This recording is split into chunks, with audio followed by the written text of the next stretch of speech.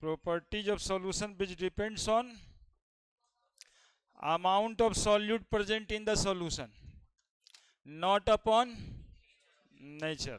Nature पे depend नहीं करता है। किस बात पे डिपेंड करता है?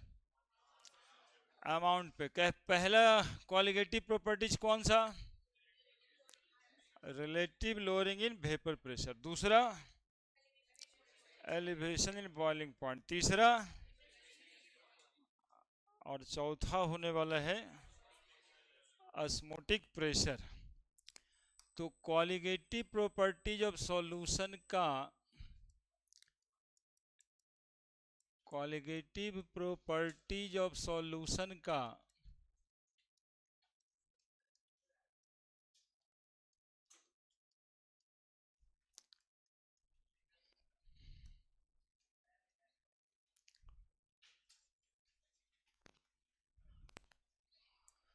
क्वालिटेटिव प्रॉपर्टीज ऑफ सॉल्यूशन का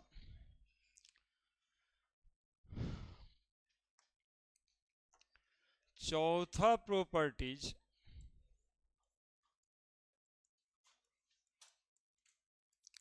ऑस्मोटिक प्रेशर। ऑस्मोटिक प्रेशर बना दीजिए हेडिंग। इसमें कुछ बायोलॉजी का टॉपिक भी रिलेट करता है, जिस फेनोमेनन को शायद आप लोग जान रहे होंगे, ऑस्मोसिस कहते हैं, है ना। तो ऑस्मोसिस पढ़ना होगा पहले, फिर एंडोस्मोसिस, फिर exosmosis, plasmolysis, imbibition, turgor pressure, valve pressure, और तब पढ़ना होगा ऑस्मोटिक प्रेशर। ठीक है। हाँ, तो समझिए कि वही हम लोग बायोलॉजी की तरफ ही है। किसको कहते हैं जी ऑस्मोसिस? एनीवन बोल दीजिए। ऑस्मोसिस किसको कहते हैं?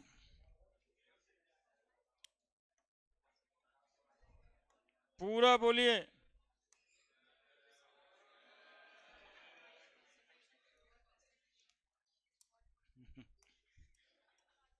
अच्छा लगता है, ये बचपना तो बचा है अभी। किसको कहते हैं ऑस्मोसिस? द मूवमेंट ऑफ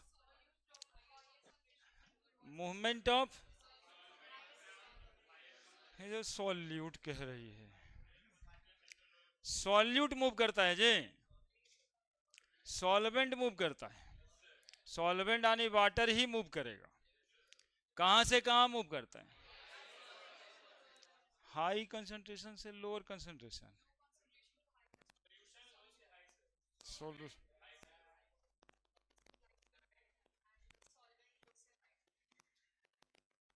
भी मूव कर जाता है।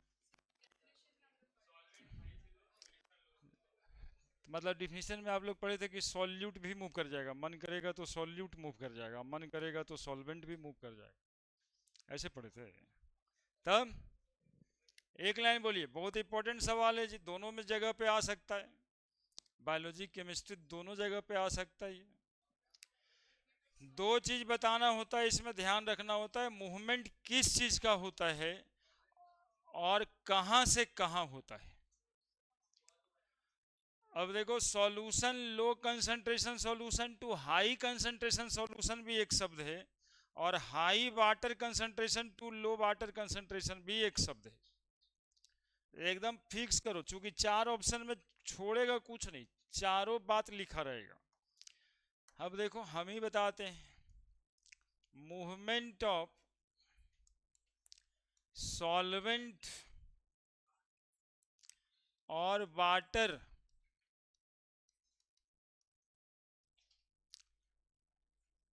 From the low concentration solution, low concentration solution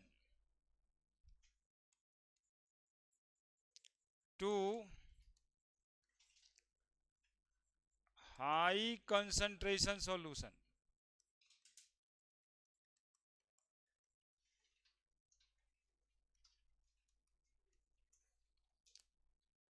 movement of solvent और वाटर, मूवमेंट ऑफ सॉल्वेंट और water from the low concentration solution to across the semi permeable membrane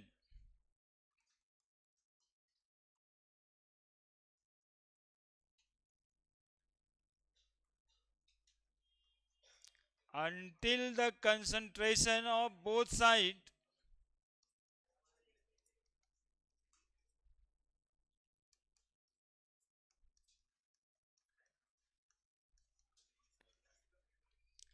is equal.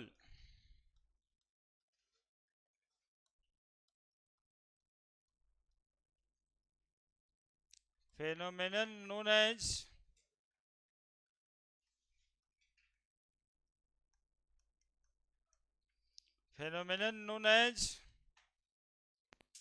osmosis. यही definition है. कोई solute particle वगैरह move नहीं करता है, solvent ही move करता है, और from the low concentration to high concentration ही मूव करता है.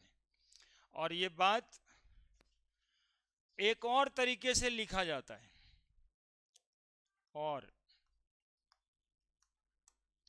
और मूवमेंट ऑफ सॉल्वेंट और वाटर मॉलिक्यूल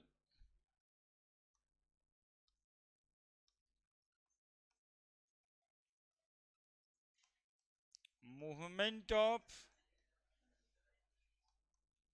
सॉल्वेंट और water molecule from high water concentration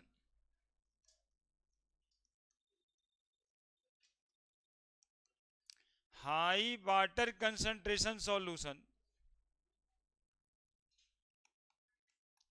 to low water concentration solution.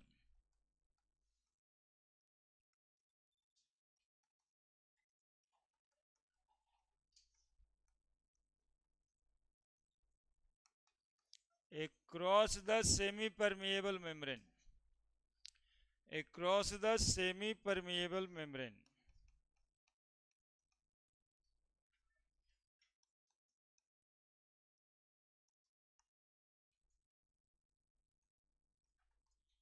Until the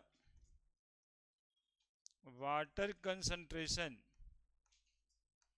is equal या इक्विलिब्रियम भी कह सकते हैं, known as osmosis. है ना. देखो लो और हाई का कंफ्यूजन क्यों है, बोलना कितना सुधार के है ये बात. लो कंसंट्रेशन सॉल्यूशन कहा जाता है. लो कंसंट्रेशन सॉल्यूशन कहने का मतलब ये हुआ कि उसमें पानी ज़्यादा होगा. लो कंसंट्रेशन, कंसंट्रेशन कम है, आने की तुमको कोई चीनी का शरबत दिया पीने के लिए, और तुम कह रहा है, फीडबैक ये दे रहा है कि ये चीनी वाला शरबत है, ये तो ऐसे ही लगता है, इसमें तो चीनी कम है. वो कंसंट्रेशन लो है, यानी पानी ज़्यादा है.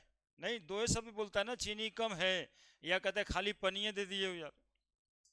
तो लो कंसंट्रेशन सॉल्यूशन का मतलब है हाई वाटर कंसंट्रेशन. दोनों एक ही बात लिखा हुआ है. यही लो हाई, यदि ये हाई उठ के लो वहां चला जाए, वो उठ के यहाँ आ जाए, तो खत्म है कहानी. आता भी इसी के लिए है, ऑप्शंस भी इसी के लिए 4 बनता है कि एग्जैक्ट बात जान रहे हो या नहीं जान रहे हो.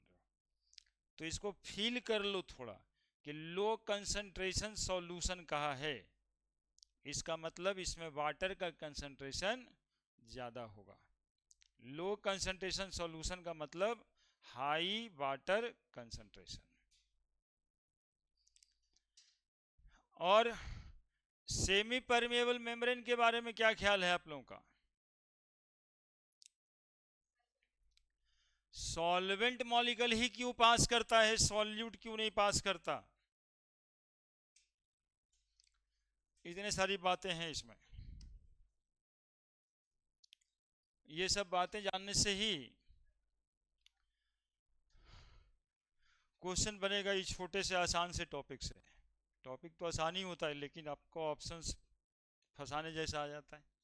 मेम्ब्रेन तीन तरह का होता है, एक फ्रीली परमिएबल मेम्ब्रेन, एक सेमी परमिएबल मेम्ब्रेन और एक impermeable membrane. Semi permeable membrane cell membrane को कहा जाता है। एक्चुअली में इसमें पोर्स होते हैं। क्या होता है पोर का साइज? 75 एंगस्ट्रम या 7 एंगस्ट्रम, चलिए ठीक है, 75 एंगस्ट्रम के करीब। और इससे पास क्या करेगा? सॉल्वेंट। अब पूछ रहे हैं क्यों पास करेगा सॉल्वेंट?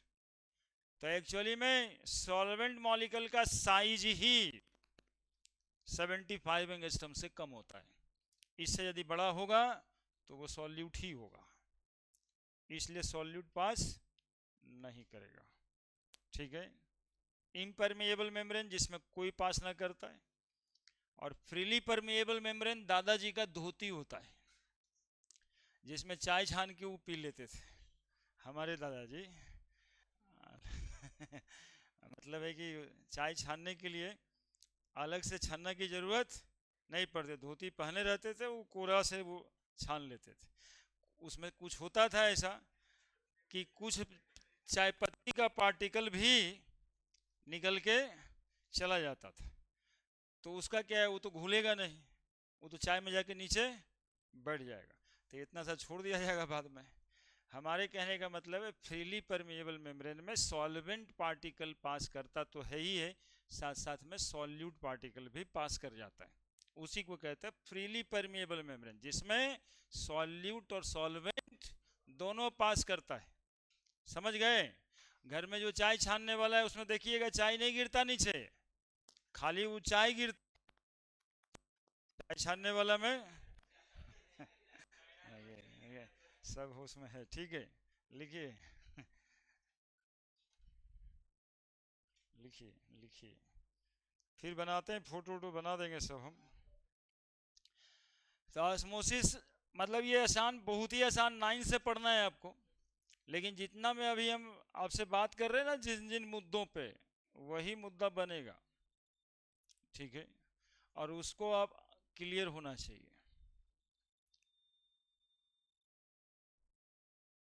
बड़े अब अभी क्यों नहीं समझ रहा था क्या? चलो चलो जल्दी लिखो। मेम्ब्रेन तीन तरह का, कुछ लिख देते हैं, मैथ वाले लोग भी तो हैं बाबू। मेम्ब्रेन तीन तरह का,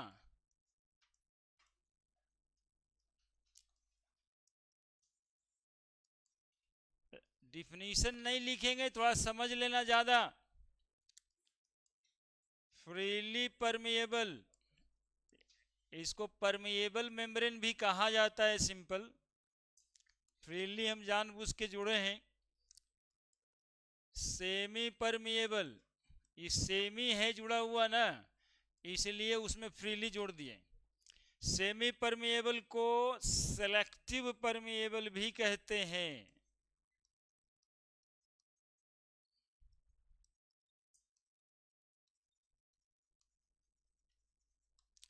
और इम्परमिएबल,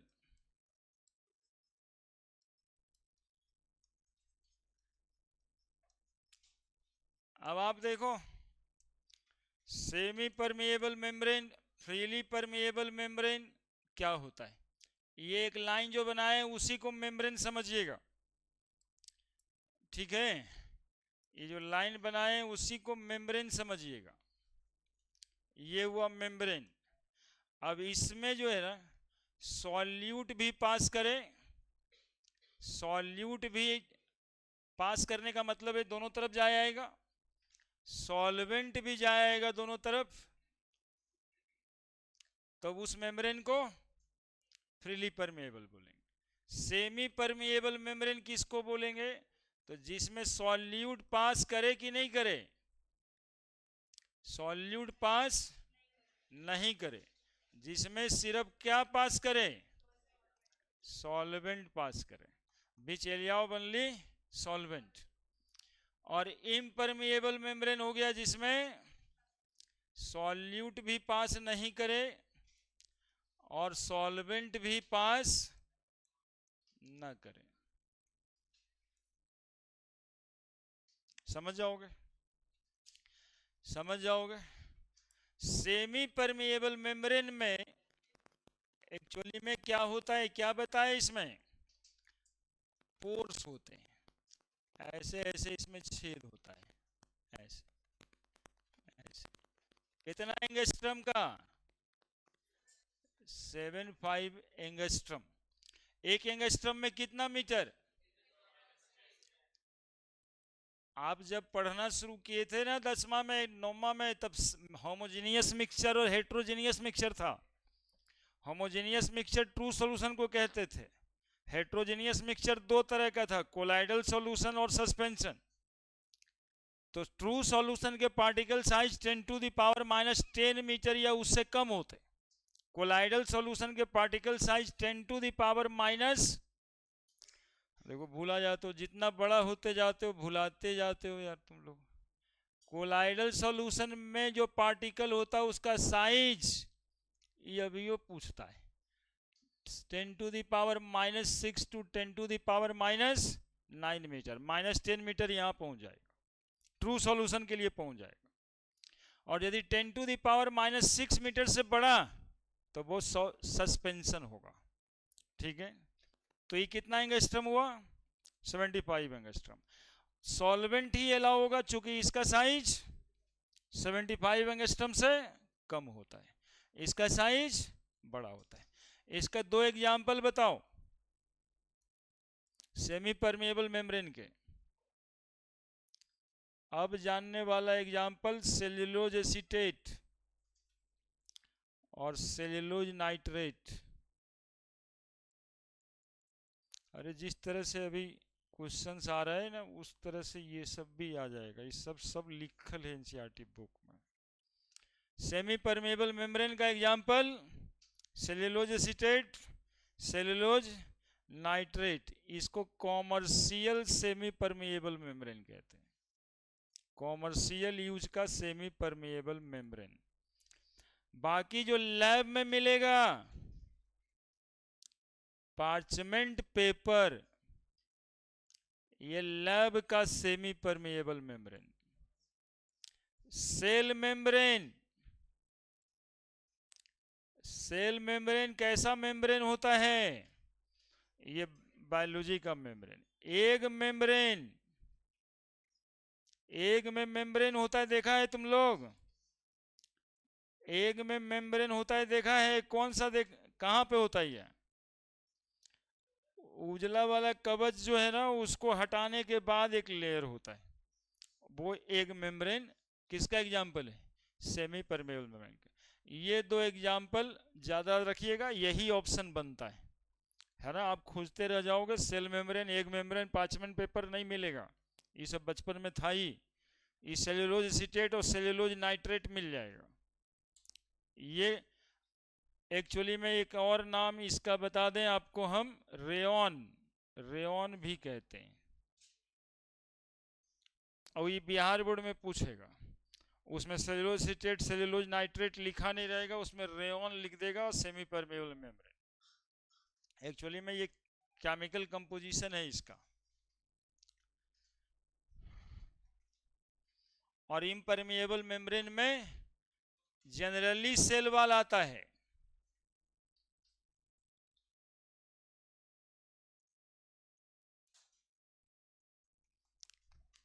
हाँ अभिषेक, एसपीएम का क्या मतलब होता है।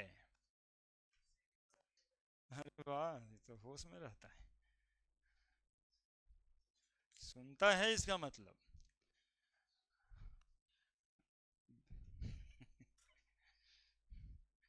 सॉल्यूट भी पार करेगा और सॉल्वेंट भी पार करेगा। मेम्ब्रेन कौन सा, फ्रीली परमेएबल मेम्ब्रेन, खाली परमेएबल भी बोला जा सकता है।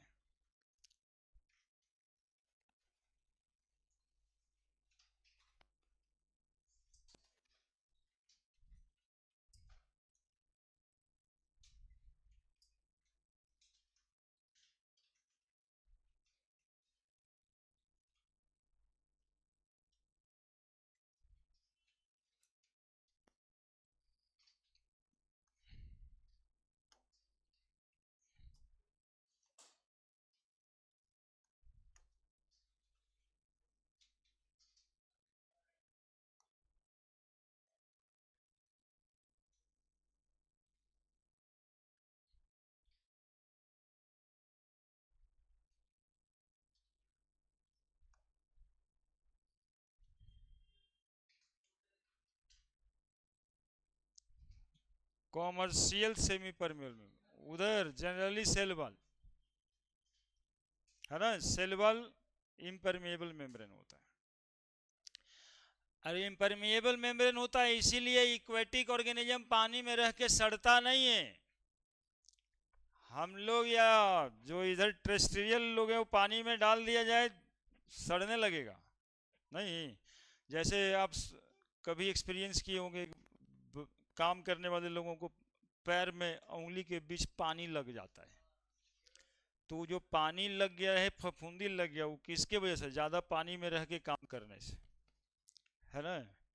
लेकिन यहाँ सेलवाल होता है इक्वेटिक ऑर्गेनिज्म, बहुत सारा पौधा देखे होंगे जिंदगी भर वो पानी में ही रह जाता है, उसको सड़न नहीं होता है, चूंकि वो इम्प्रीवियस टू वाटर होता है ना, इम्प्रीवियस टू वाटर होता है सेल वाल की वजह से, इसलिए उसमें पानी का असर नहीं होगा, इसमें हो जाएगा।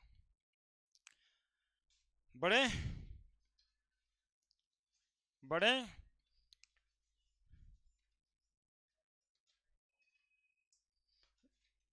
दोनों जगह पे आ सकता है biology chemistry, cellulose acetate, cellulose nitrate, है ना। बाकी सब तो बेसिक जानकारी था, वो एग्जाम्पल याद रखिएगा।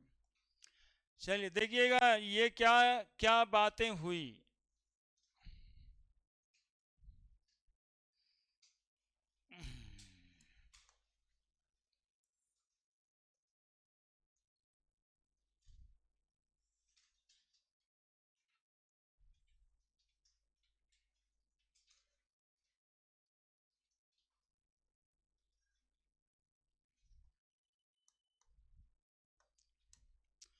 इसके बीच में एक मेम्ब्रेन लगा रहे हैं,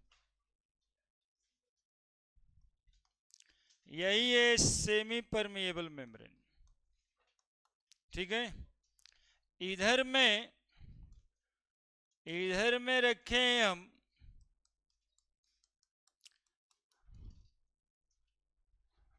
टेढ़ा है लाइन लगता है, सीधा हो जाए यार, नहीं होगा, टेढ़ा है, ठीक है आप लोग सीधा बना लेना। इधर में रखे दो सॉल्यूशन सेपरेट करके, देखो एक सॉल्यूशन जो है यहाँ पे ये लो कंसंट्रेशन सॉल्यूशन है, लो कंसंट्रेशन सॉल्यूशन है, मतलब क्या होगा इसमें? हाई वाटर कंसंट्रेशन होगा। और यदि सॉल्यूशन का कंसंट्रेशन लो है तब सॉल्यूशन को हाइपोटोनिक सॉल्यूशन भी कहा जाता है। हाइपोटोनिक सॉल्यूशन किसको कहते हैं? Solution of low concentration, solution of low concentration या solution of high water concentration, दोनों एक ही बात है, पैरेलल। कंफ्यूज करेगा खाली लो हाई जानने से। हाइपो का मतलब लो ही होता है, इधर हाई कंसंट्रेशन सॉल्यूशन है, और क्या होगा? लो वाटर कंसंट्रेशन, लो वाटर कंसंट्रेशन सॉल्यूशन, और इसको आप कह सकते हो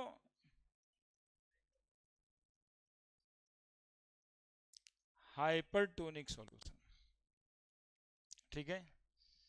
लो concentration solution, low concentration solution, high water concentration hypotonic solution, high concentration solution low water concentration hypertonic solution, सब तो एक ही नाम है। अब वाटर का मूवमेंट, चूंकि ये सेमी परमेएबल मेम्ब्रेन लगा हुआ है, तो वाटर का मूवमेंट लो कंसंट्रेशन से हाई कंसंट्रेशन में हो जाएंगे, वाटर इधर से इधर मूव करेगा।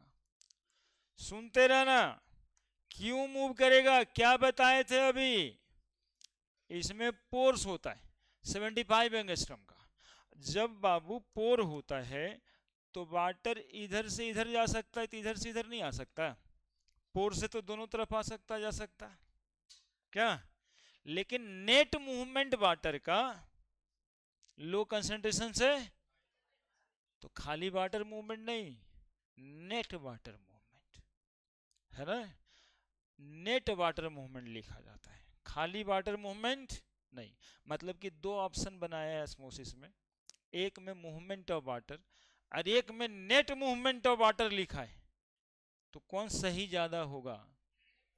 हाँ, नेट मूवमेंट ऑफ वाटर सही होगा। इसको यहीं पे लाके समझाना था, इसीलिए पोर साइज वगैरह बताना था, है ना।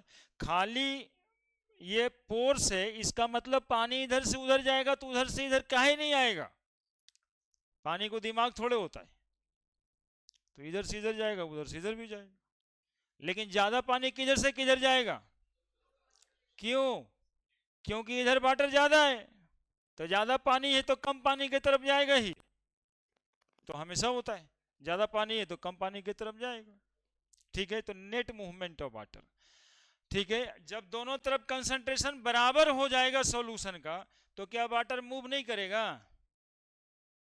तो कहते हैं वाटर मूव करेगा, लेकिन दोनों तरफ का रेट ऑफ मूवमेंट बराबर होगा, है ना। दैट इज इक्विलिब्रियम पे आ जाता है, ज्यादा सुटेबल वर्ड है ना। उतना सीखने के बाद अब दो सावधानियां और। ठीक है, पूछता काहे के लिए? 5 बार पूछा होगा अभी तक, 40 बार में 5 बार आया होगा। पूछता भी वो इसी सब के वजहों से, ठीक है, कि during osmosis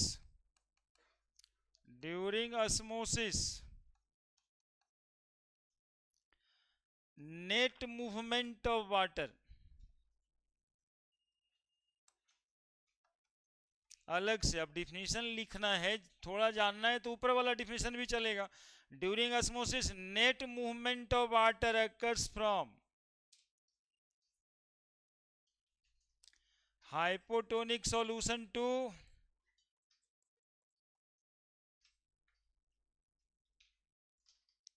hypertonic solution across the semi permeable membrane until, कब तक? both the solution is, बोलो शब्द क्या है? आइसोटोनिक। आइसोटोनिक का मतलब सॉल्यूशन सेम कंसंट्रेशन का हो जाए।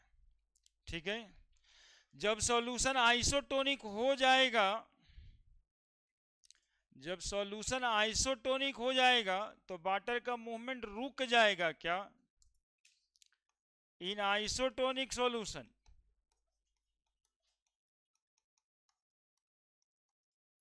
मूवमेंट ऑफ वाटर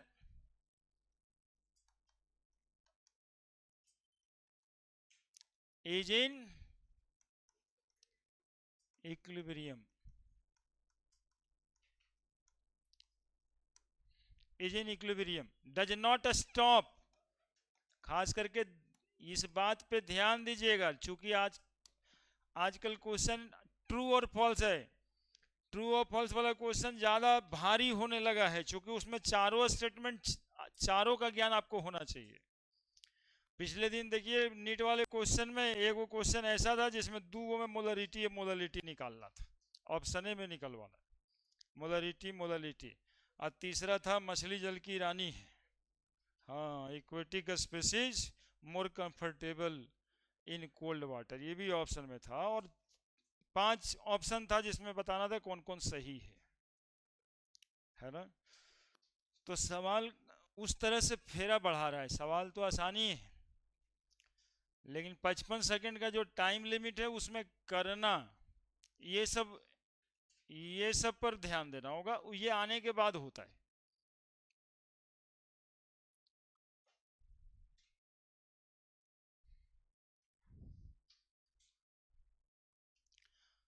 अब देखिए पूरी बात हो गई ऑस्मोसिस डिफिनीशन का।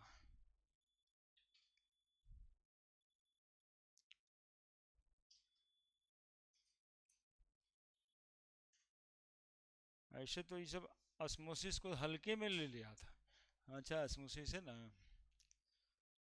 जानवे करते हैं, ए, खुद ही करते रहता है जी, पढ़ाई करते रहो यहाँ पे, जो दोनों इतना गप करता है, साथे बैठ गया है।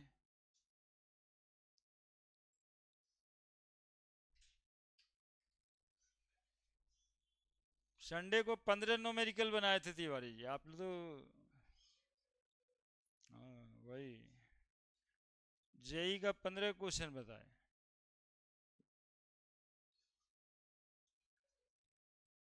बजे से छोड़िए ना, बजे से क्या लेना देना है,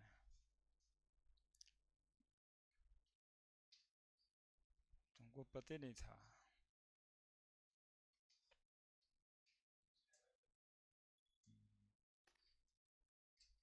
वैसे ही कुछ कुछ कारण बनते रहेगा और जेई में रुक जाएगा। आज का एक 10 मिनट का कारण 1 साल रोकेगा, ये लगे रहिए।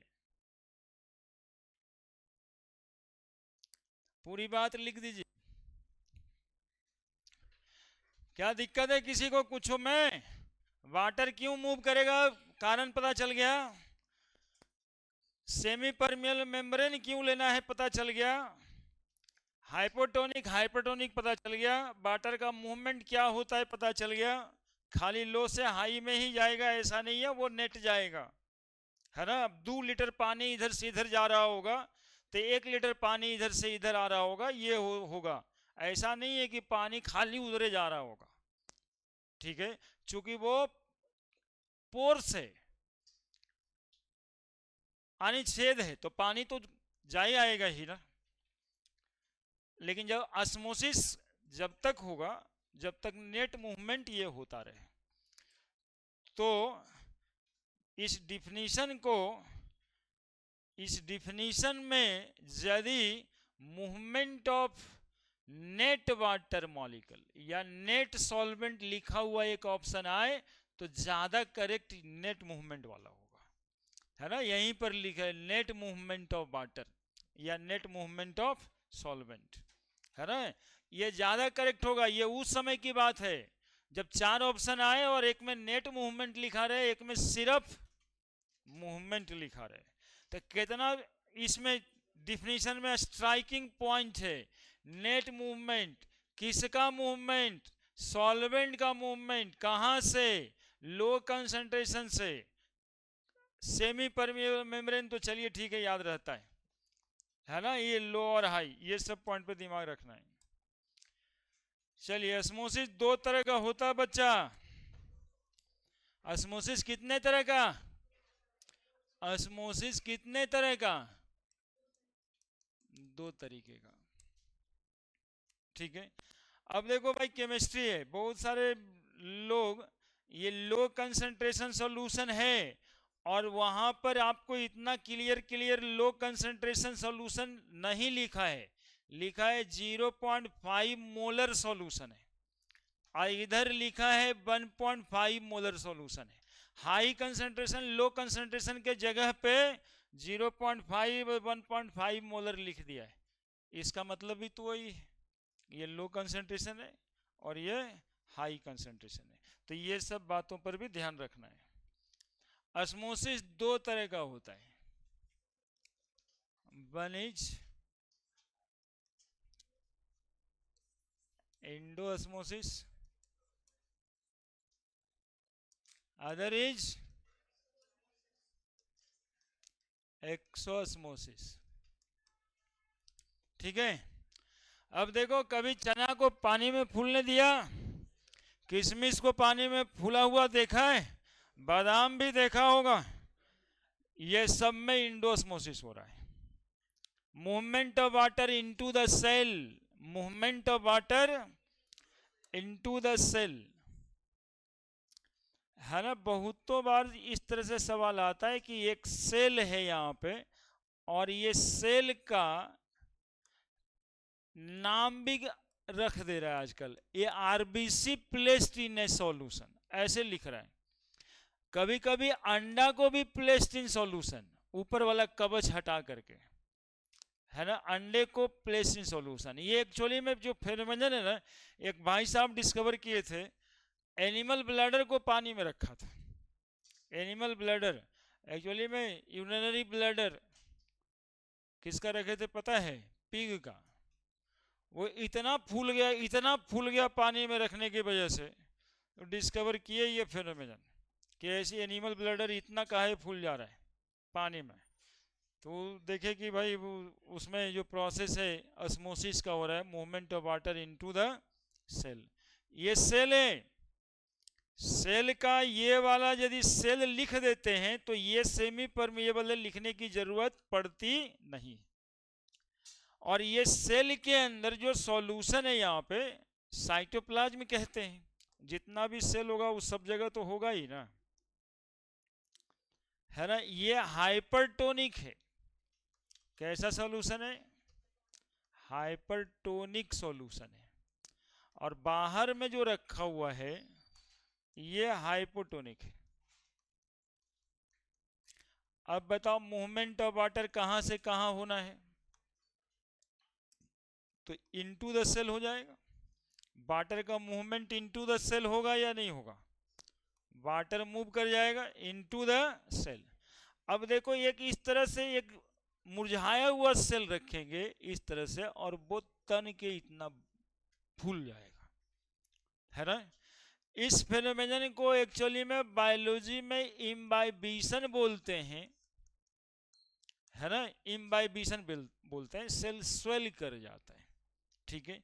यही हो रहा था। किशमिश रख रहे थे, आरबीसी रख रहे थे, अंडा रख रहे थे, बादाम रख रहे थे, चना रख रहे थे पानी में, है ना, पानी में। तो पानी जो हम लोगों के पास है वो पानी एक्चुअली में है ही नहीं, वो तो सॉल्यूशन ही है ना, हाइपोटोनिक सॉल्यूशन है, क्योंकि उसमें मिनरल्स डिजॉल्व है।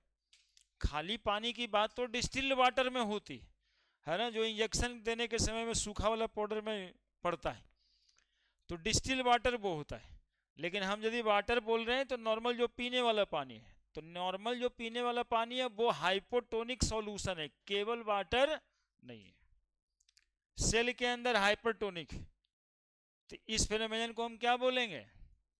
एंडोऑस्मोसिस। लेकिन यही काम यदि एक सेल को, वही आरबीसी को ऐसे करके यहां पर एक सेल बनाए और इसको हम हाइपरटोनिक सॉल्यूशन में रख दें। कैसे में रख दें? सेल को कहां रखे हैं? हाइपरटोनिक सॉल्यूशन में रखे हैं। और सेल के अंदर कैसा सॉल्यूशन है? हाइपोटोनिक। हाइपोटोनिक। और ये जो बीच में लगा हुआ वो तो सेल मेम्ब्रेन होगा ही, सेमी परमेबल मेम्ब्रेन। तो बताओ वाटर का मूवमेंट कहां से कहां हो जाएगा? सेल से बाहर निकल जाएगा क्या?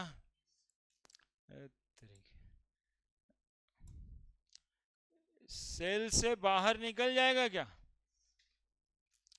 तो ये सेल से पानी बाहर निकल जाएगा, वाटर इधर निकल के आ जाएगा। और वाटर इस वजह से एक तना हुआ सेल क्या हो जाएगा? प्लाज्मोलाइज्ड हो जाएगा। इस फेनोमेनन को क्या बोलते हैं? प्लाज्मोलाइसिस। मुरझाया हुआ सेल है ना। The movement of water out from the cell when placed in phenomenon is called as exosmosis, है ना। अभी आम का अचार बनेगा, तो आम के अचार बनने में 2-4 किलो नमक लगेगा, आधा किलो हल्दी लगेगा, धनिया मिर्चा पाउडर सब लगेगा। लगेगा ना जी? लगेगा। ये क्यों लगेगा? क्योंकि आम के अंदर जो साइटोप्लाज्म है उसको हमें बनाना है हाइपोटोनिक, और उसका जो बाहर में बनाना है वो हाइपरटोनिक, है ना। अब जैसे एक आध बच्चा ऐसे मिलेगा तिवारी जी जैसे, जो उसका अरे सूख के अचार हो गया है या खटाई हो गया है, सब वाटर बाहर निकल गया, देखिए, है ना। तो सूख के अचार हो गया, देखिए ये तना हुआ आम रखाएगा और वो जब अचार बनेगा तो कैसे सिंकुड़ जाता है, झिंगुड़ जाता है। यही फेनोमेनन है प्लाज्मोलाइसिस, है ना। पेड़ पौधा में हमेशा देखते होंगे मुरझा जाता है, प्लाज्मोलाइज्ड हो गया, फिर पानी दीजिए तन जाता है। तो एंडोस्मोसिस एक्सोस्मोसिस समझ गए होंगे, I think so. when movement of water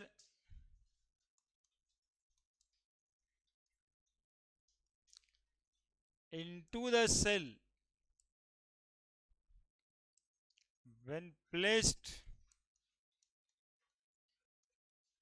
in hypotonic solution.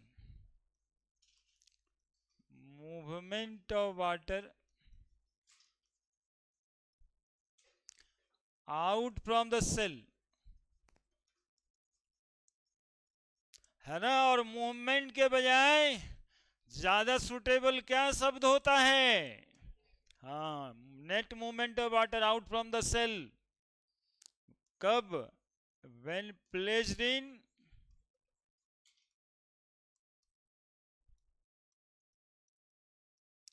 Hypertonic solution.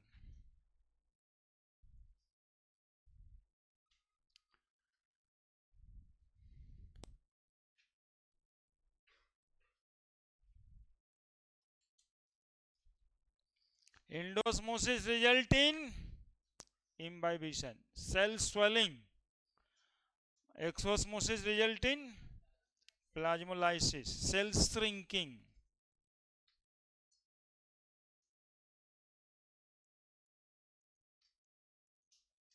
सिकुड़ गया.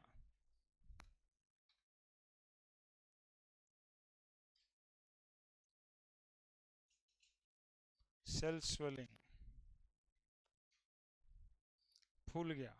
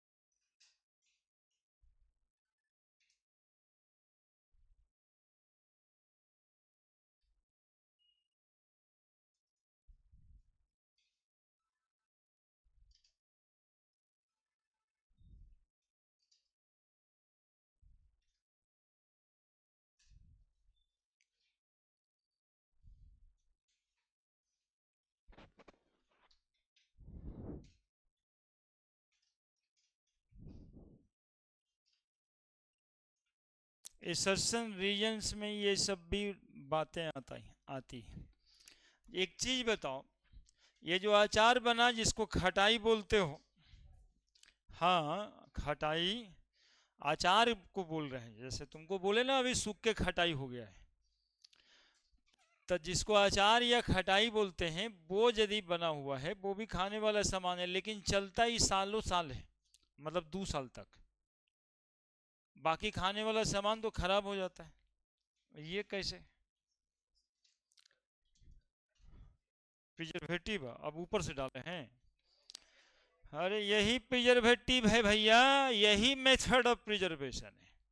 ये जो हाइपरटोनिक सॉल्यूशन बाहर में डाले ना, it is called food preservation. अब बताओ इसमें कोई फंगस ग्रो करना चाहेगा या कोई बैक्टीरिया ग्रो करना चाहेगा, ग्रो कर पाएगा क्या? क्योंकि वो हाइपोटोनिक रहेगा. सॉल्यूशन यहाँ पे क्या है? हाइपरटोनिक है, तो उसका वाटर तो पूरा खींच लिया. तो ये खुद एक्सोस्मोसिस फूड प्रिजर्वेशन का मेथड है, जितने जगह पे साल्टिंग, जितने वजह से शुगरिंग होता है, मतलब पिकल्स जितने तरह का बन जाए, जितने तरह का सॉस बन जाए, जितने तरह का वो चिलीज टोमेटो सॉस वगैरह रहता है, ये सब में, ये सब में चाहे शुगर का सॉल्यूशन बना कर करके फूड में डालता है, या फिर साल्ट का सॉल्यूशन फूड में, जो मीठा लग रहा है आपको वो शुगर, और जो नमकीन लग रहा है उसमें साल्ट। तो exosmosis is a principal method of food preservation. तो इसका एप्लीकेशन है फूड प्रिजर्वेशन। एक्सोस्मोसिस का एप्लीकेशन है फूड प्रिजर्वेशन। फूड प्रिजर्वेशन होता ही है एक्सोस्मोसिस करा के, है ना। प्रिजर्वेशन, फूड प्रिजर्वेशन,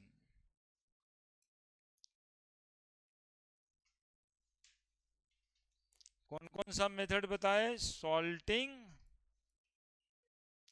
और शुगरिंग, है ना, साल्टिंग और शुगरिंग। अब देखिए इसमें दो तरह का बात और आएगा, एक टर्गर प्रेशर और एक बाल प्रेशर। वो सुनिए क्या है। यहां पर देखिए, ये एक पचका हुआ सेल बना है, ये एक तना हुआ सेल बना है, उसी से इंडोस्मोसिस हुआ होगा। क्या हुआ होगा इसमें? इंडोस्मोसिस हुआ होगा, है ना। बीच में को ऐसा वाला बना देना चाहिए, नहीं तो एक के बार लिखाता है। पानी का मूवमेंट इसमें गया होगा, क्या पानी मूव कर रहा होगा, इसके अंदर पानी जा रहा होगा, तभी तो तन रहा है वो, ठीक है। ये जो पानी जा रहा था ना, वो इस पे प्रेशर लगा रहा था अंदर से। कहां से प्रेशर लगा रहा था? अंदर से। क्योंकि जो पानी मूव किया तो इसको जगह चाहिए होगा ना, समझ रहे हैं हम क्या कह रहे हैं।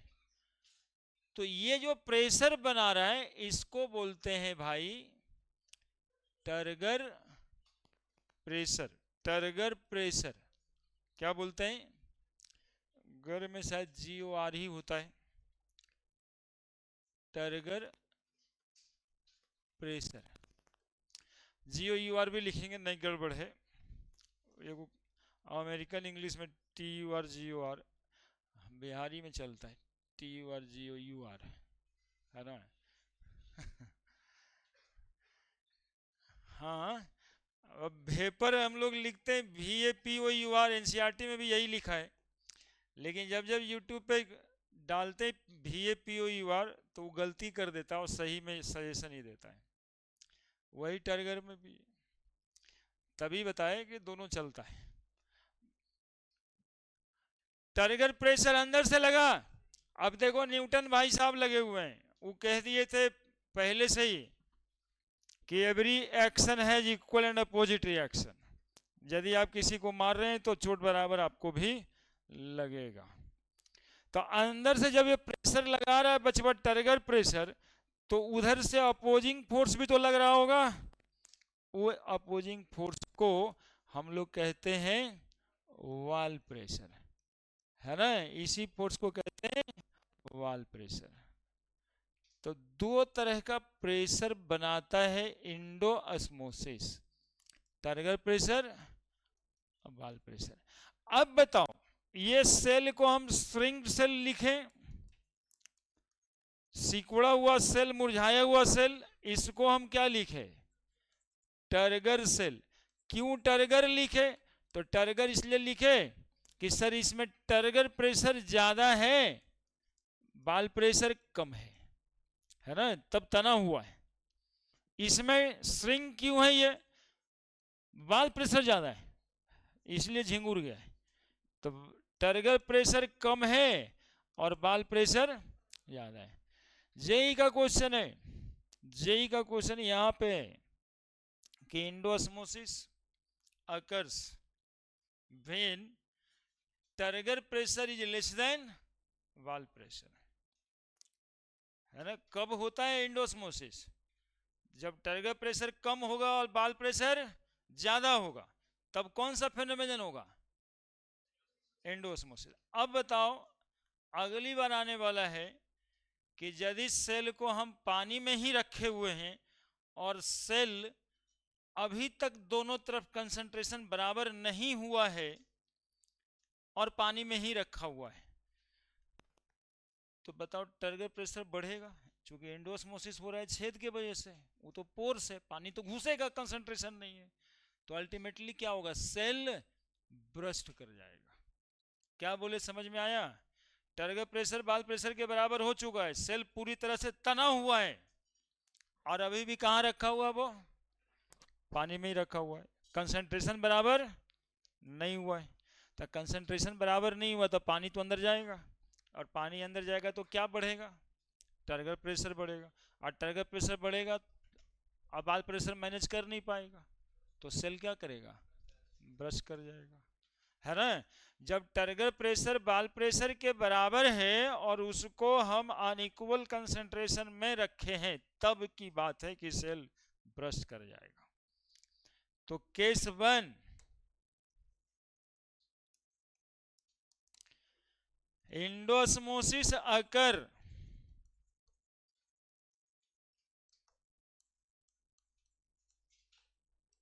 when turgor pressure is less than wall pressure until turgor pressure is equal to wall pressure. Case 2, when turgor pressure greater than wall pressure, then cell burst.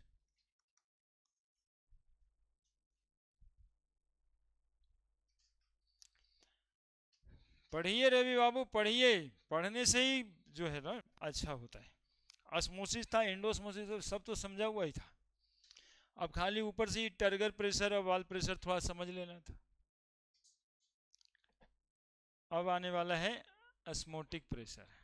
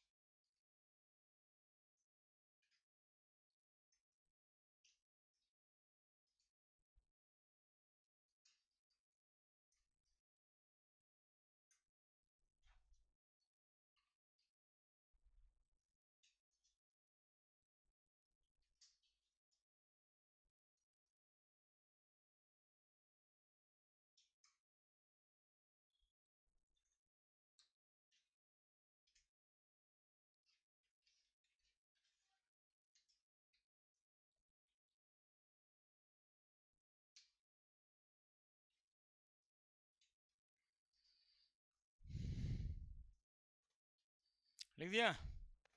कोई समस्या? सेल ब्रश वाला कंडीशन समझा?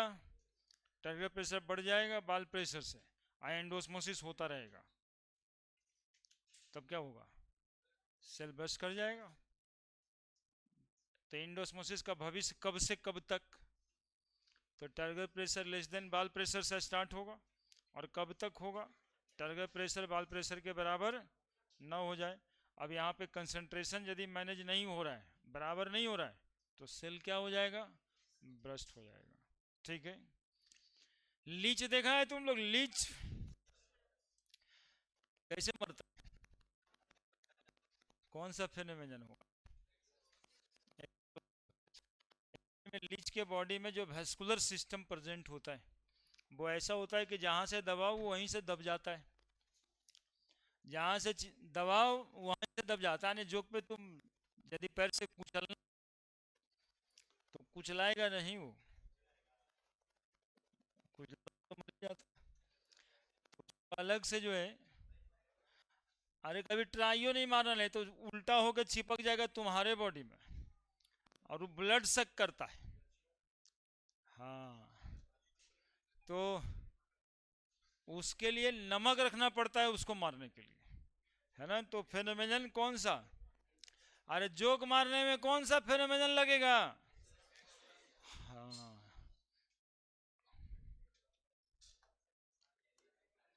Now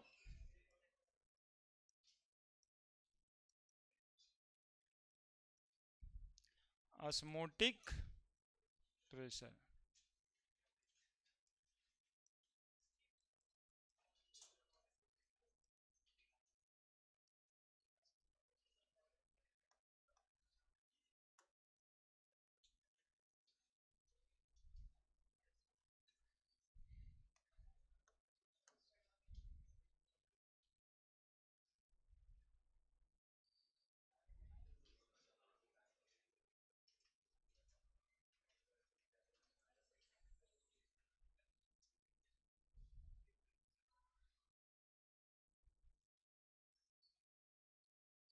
anyone define osmotic pressure?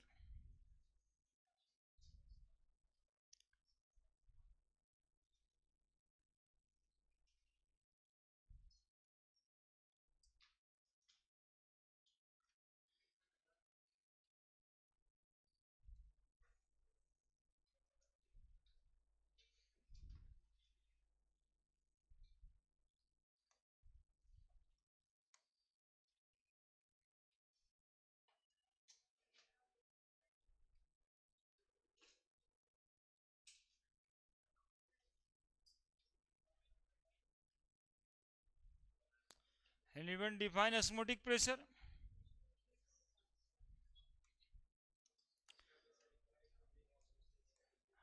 हाँ, क्या क्या क्या क्या बोले, ठीक से बोलिए, बोलिए।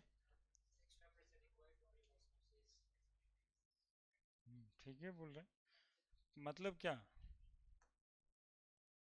ठीक ही बोल रहे, डिफिनेशन ठीक बोल रहे हैं।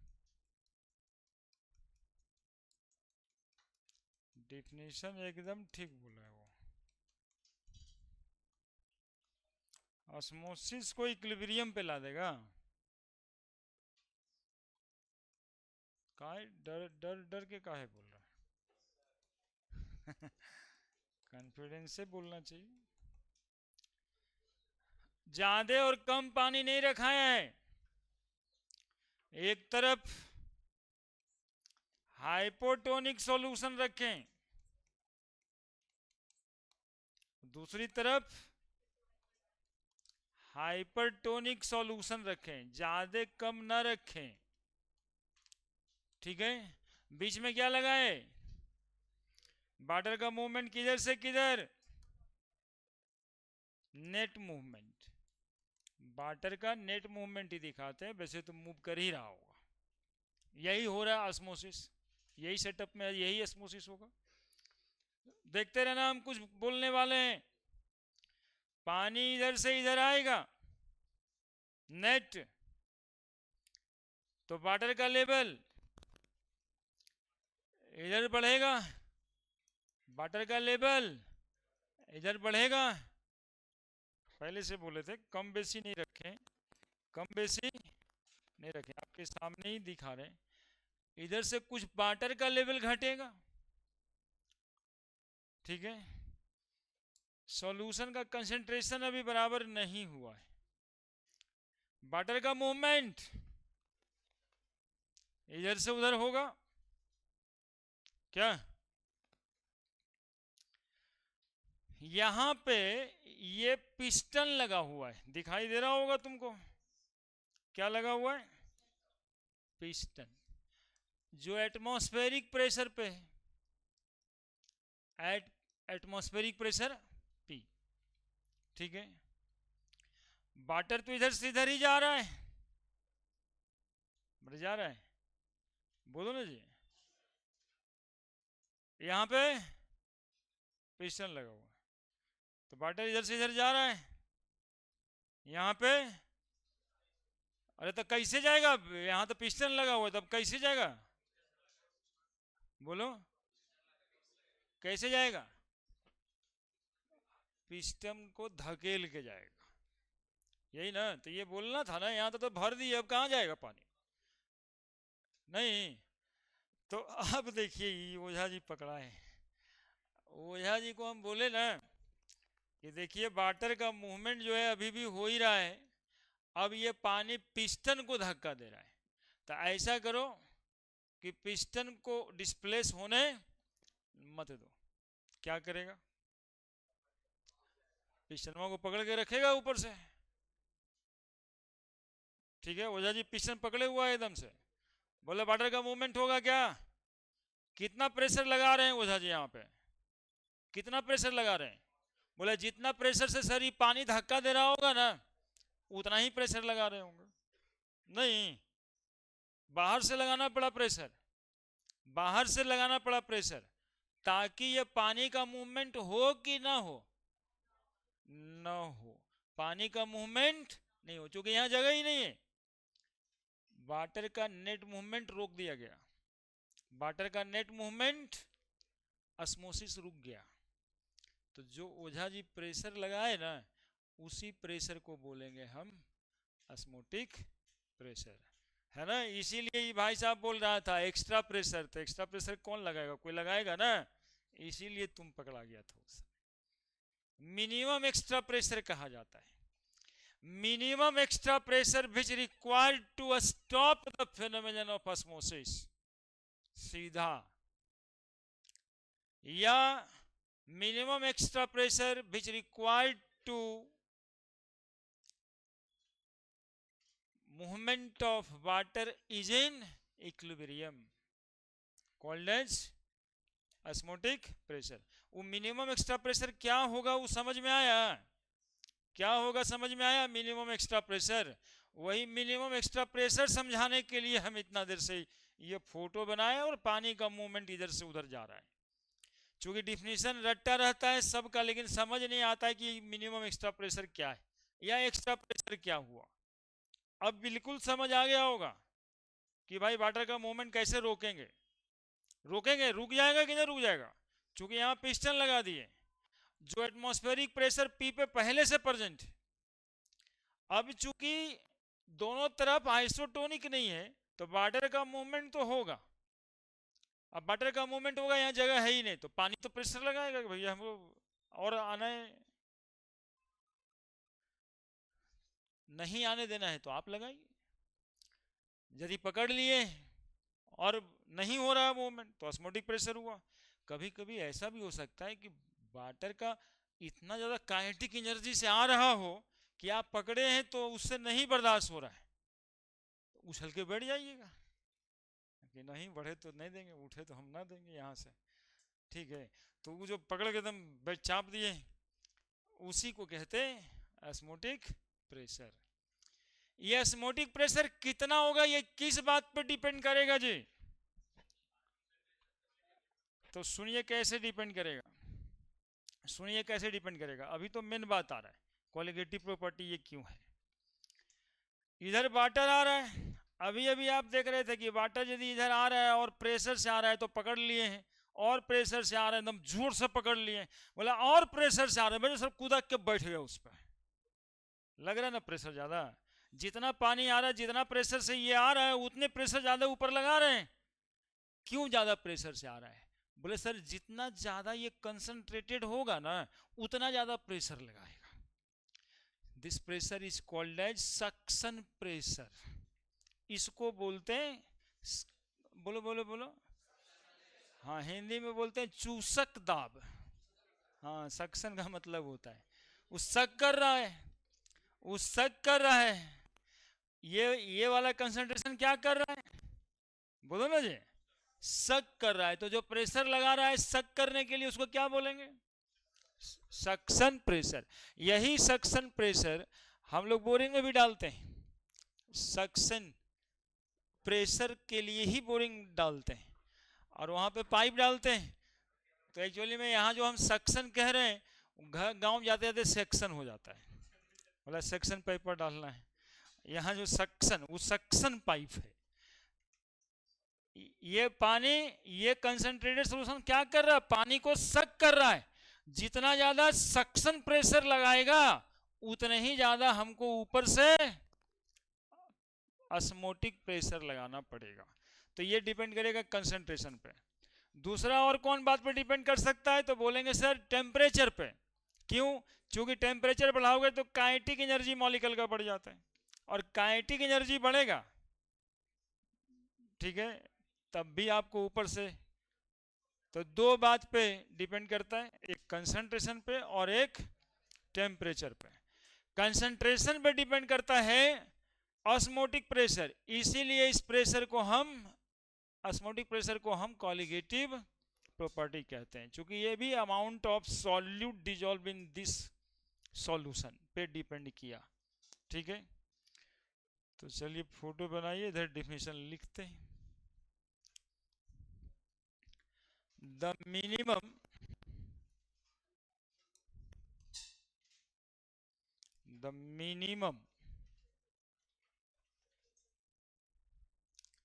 extra pressure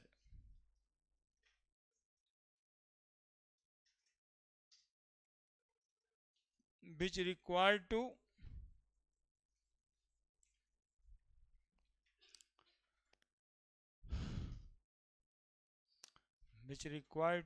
stop the phenomenon of osmosis.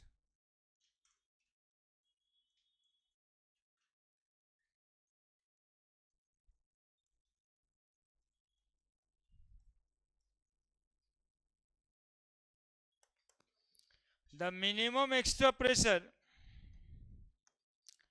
the minimum extra pressure which required to stop the phenomenon of osmosis.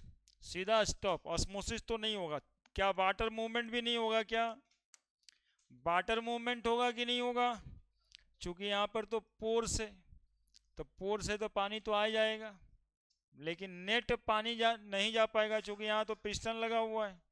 तो नेट मूवमेंट ऑफ वाटर नहीं होगा, वाटर का मूवमेंट होगा। ठीक है, तो यही बात stop the phenomenon of osmosis लिखा रहे, या फिर कहीं ऑस्मोसिस का इक्विलिब्रियम भी लिख दे तो ठीक ही है। एट द ऑस्मोटिक प्रेशर,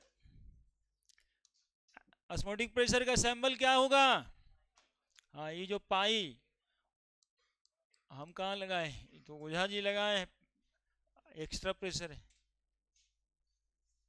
है ना।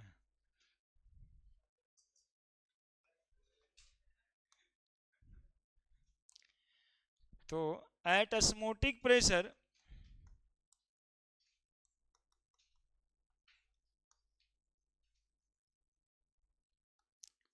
Net movement of water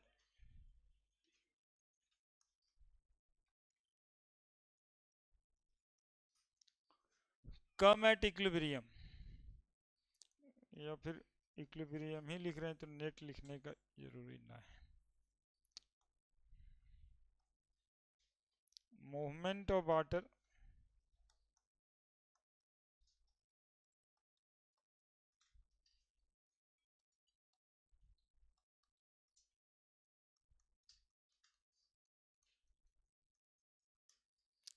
came at equilibrium.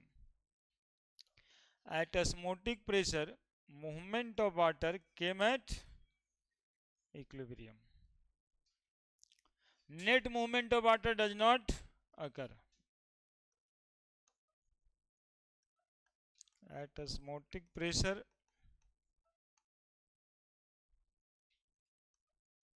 net movement of water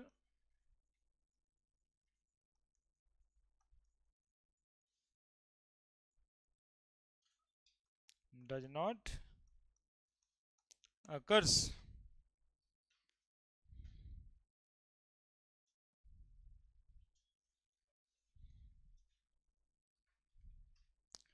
और ऑस्मोटिक प्रेशर का एक और नाम है, osmotic pressure also called as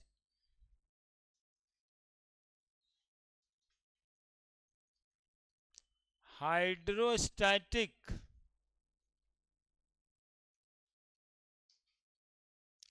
equilibrium pressure.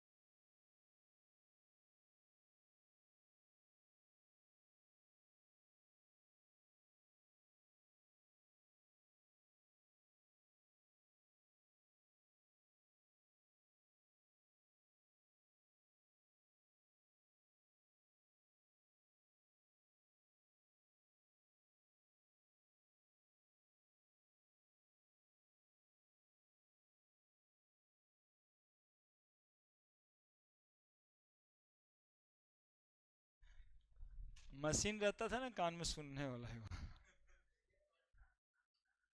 हाँ, अब तो सब कोई लगाता है। बड़े osmotic pressure depends on, osmotic pressure depends on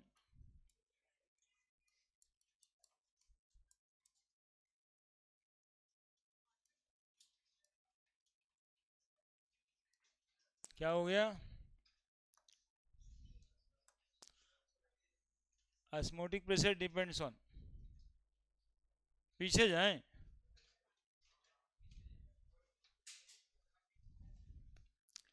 जल्दी।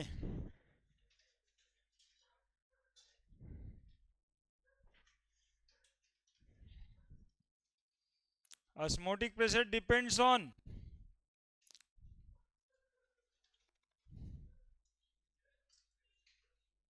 Nature.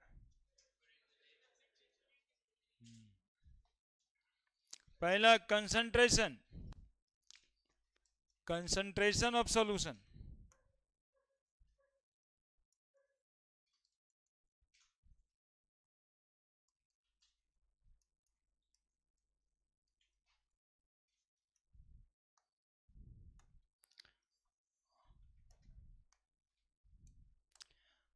higher the concentration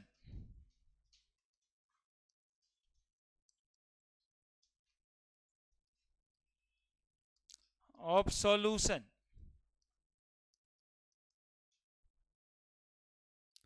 create higher the osmotic pressure, higher the osmotic pressure नहीं, पहले suction pressure,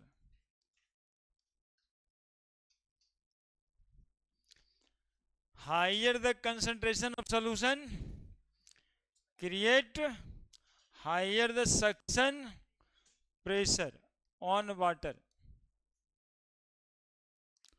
that is higher the osmotic pressure। देखो कितना तरह का प्रेशर खेल खेल में आ गया। Turgor pressure, wall pressure, suction pressure, osmotic pressure, 4 गो प्रेशर तो यहीं पे आ गया। तो osmotic pressure directly proportional to concentration.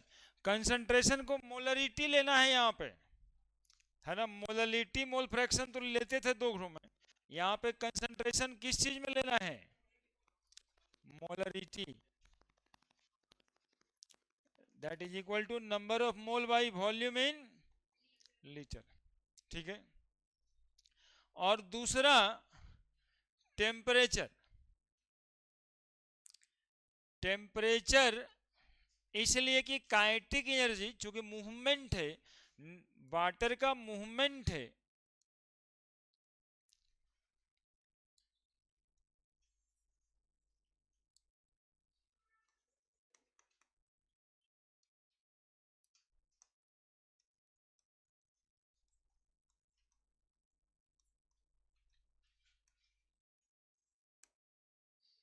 Temperature higher the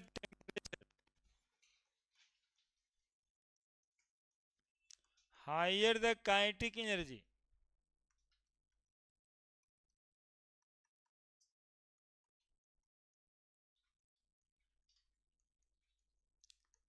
of molecule, higher the kinetic energy of molecule, इसलिए pi directly proportional to temperature. Equation 1, equation 2। और movement water molecule का मूवमेंट ही तो देख रहे हैं, वाटर मॉलिक्यूल का मूवमेंट ही देख रहे हैं। तो मूवमेंट बढ़ेगा, टेम्परेचर बढ़ेगा। तब that is from equation 1 and 2 we can write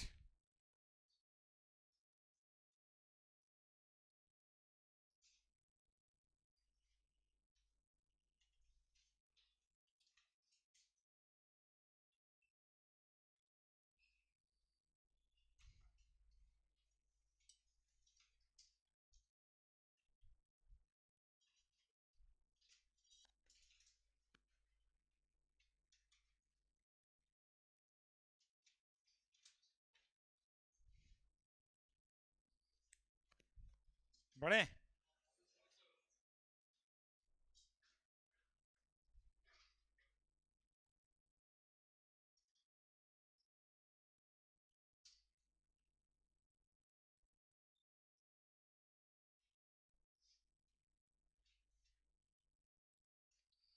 तो कोई चीज फूलने देते हैं और वो फूल जाता है, बायोलॉजिकली कौन सा फेनोमेनन हो रहा है इसमें।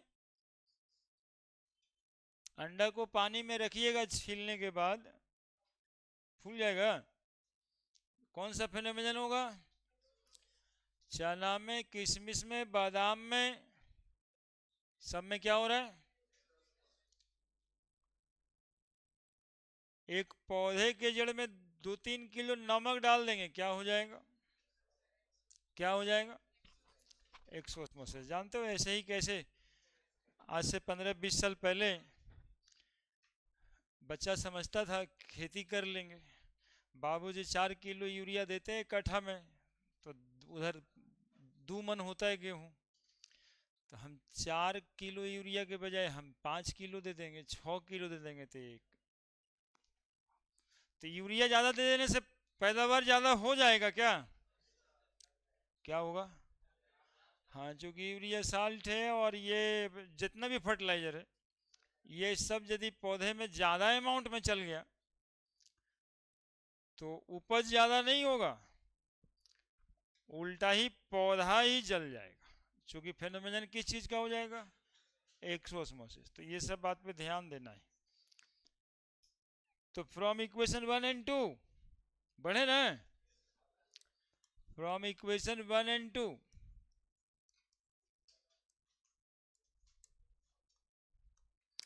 पाई directly proportional to concentration into temperature.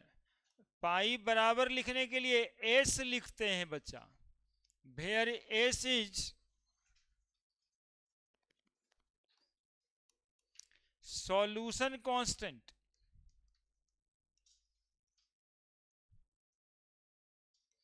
and it is equal to gas constant. Gas constant तो आपका पुराना दोस्त रहा है, that is equal to R, है ना, that is equal to R. तो pi is equal to R C T, है ना, या फिर पाई is equal to C R T, थोड़ा कहने में अच्छा लगता है ना, आर सी टी से ज़्यादा अच्छा है, याद भी रहेगा, है ना। Pi is equal to C R T, C R T, बस एन लगना बाकी है आगे, ऐसे N C E R T होता है। Pi is equal to C R T, तो pi is equal to C R T, pi यहाँ पे ऑस्मोटिक प्रेशर है, सी यहाँ पे कंसंट्रेशन है, आर का वैल्यू गैस कांस्टेंट के बराबर ही होना है। ज़्यादातर जगह पे 0.821 एटीएम लीटर पर मोल पर केल्विन लगेगा, जूल वाला वैल्यू यहाँ पे कम इस्तेमाल होगा, 0.083 बार लिखा हुआ होगा। और पहले भी बताए हैं एक एटीएम में 10 पर पावर 5 पास्कल होता है, वेपर प्रेशर के दिन ही बताए थे। और 760 mmHg भी होता है, इस पर ध्यान रहेगा, 760 mmHg। और एक बात पे ध्यान रखना है, टेम्परेचर T जो होता है वो टेम्परेचर ही लेना है इसमें, और हमेशा टेम्परेचर को केल्विन स्केल में पुट करिएगा। कौन स्केल में पुट करिएगा? हाँ, नहीं तो 0 डिग्री सेंटीग्रेड पे 0 लगा दीजिएगा तो पाई बराबर 0 हो जाएगा, मालूम चलेगा ओझा जी प्रेशर नहीं लगा रहे, ऑस्मोटिक प्रेशर है, ऐसे ही है 0 हो गया। हाँ, तो ये हो गया आपका pi is equal to C R T. इस पे क्वेश्चन बनेगा, और भी बातें होगी अगले क्लास में।